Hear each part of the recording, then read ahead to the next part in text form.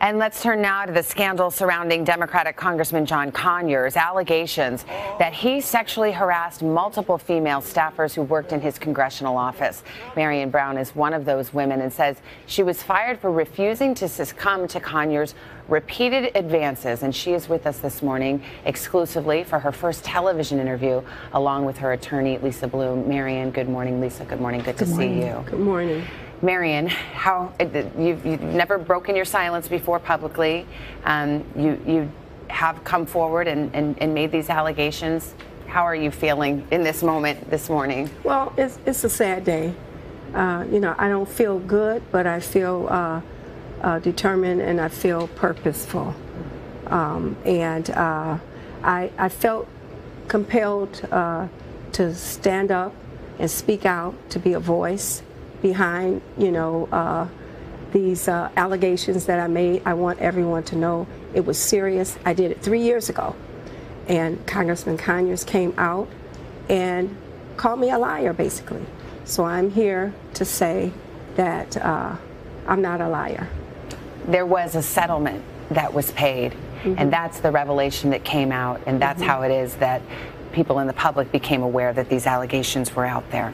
Can you tell me what you say John Conyers did when you were his employee? Yes. Some of the things that he did were, it was sexual harassment, violating my body, propositioning me, inviting me to hotels with the guise of discussing business, and then proposition me to you know, for sex. And he's just violated my body. He has touched me in different ways, and it was very uncomfortable and very unprofessional. You describe a course of conduct over the 11 years that you worked for him. In particular, I know there was a time in 2005, you say you were in a Chicago hotel room. Can you tell me what happened? Well, it was the same kind of thing. He invited me into the hotel, and he has undressed, you know, down to his underwear. And again, it was the proposition of sexually satisfying him. And he asked you to do something sexually? Yes. He asked me to satisfy him sexually. He pointed to areas of genital areas of his body and asked me to, you know, touch it. And what did you do in that moment? I was frozen, shocked, and I, you know, I didn't know what to do. But one thing, I didn't want to lose my job. I didn't want to upset him, and I just, and then also he asked me to find other people that would satisfy him. So I just tried to escape, and I live in Chicago, so I just told him I had to leave and go somewhere else. But I did try to, I just didn't know what to do. I just was frozen, and I did tell him that I was not going to do that, and I didn't feel comfortable. You've said that something like this happened more than once? Yes, over the years it's happened, and during the years of, say, around 2010, when his wife was away, it got, you know, it got worse. I would get phone calls asking for me to come to hotels, and you know, and different things like that. So this continued on throughout the years. Did you ever tell any of your superiors? Yes, there was a time when I reported to who was the chief of staff at that time in Detroit, and so he was my boss. And what was the response? He said he would talk to the congressman about it. He felt that he didn't challenge me in disbelief. He said he would talk to the congressman about his behavior, and then I didn't see any change because it continued after that. Did the chief of staff ever then follow up on you and say, hey, I had that conversation, here's what came of it? Was there any further action as far as you know? No, he did tell me he had talked to him, but it was up to him, you know, but there was no other action formally, like, you know. You know, Marion, what you describe is obviously extremely disturbing and inappropriate. Mm-hmm. And I know there will be people watching who say, okay, but you worked for him for 11 years. Mm-hmm. 11 years. Why didn't you go? Why did you stay?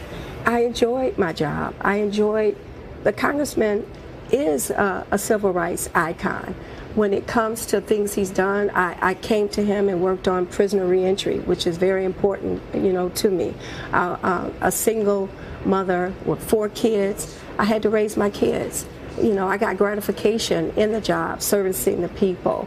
It was something that I enjoyed, and I needed an income, so I endured it, you know. As you mentioned, he has denied these allegations. Mm-hmm. There was a settlement reached with you, correct? Mm-hmm. And as part of that settlement, I believe both parties signed some kind of non-disclosure agreement, in essence saying you aren't to speak publicly about these allegations. I wouldn't assume it's both parties. Okay. She signed a non-disclosure agreement, correct? Yes? Yes. But here you are telling us your story.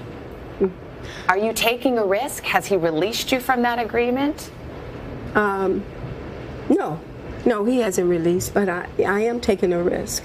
And the reason why I'm taking a risk, it is important I want to be a voice. You know, my ancestors, my grandmother, you know, my mother, my daughters, you know, my granddaughter.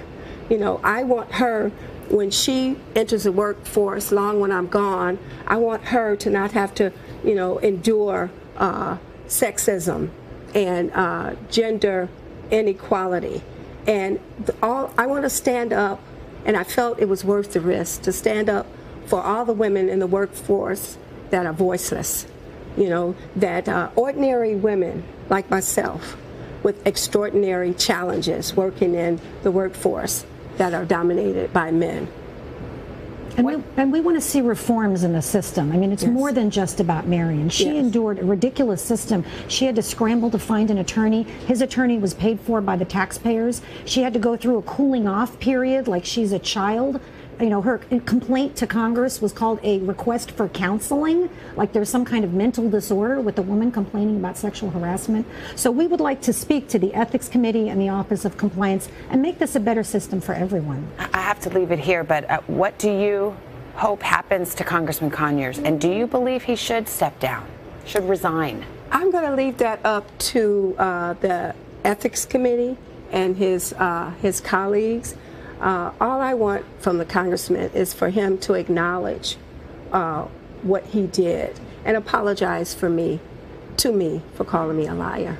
Marion Brown, thank you for being here. Lisa, thank you as well. Mm-hmm. Hello, Today fans. Thanks for checking out our YouTube channel. Subscribe by clicking that button down there and click on any of the videos over here to watch the latest interviews, show highlights, and digital exclusives.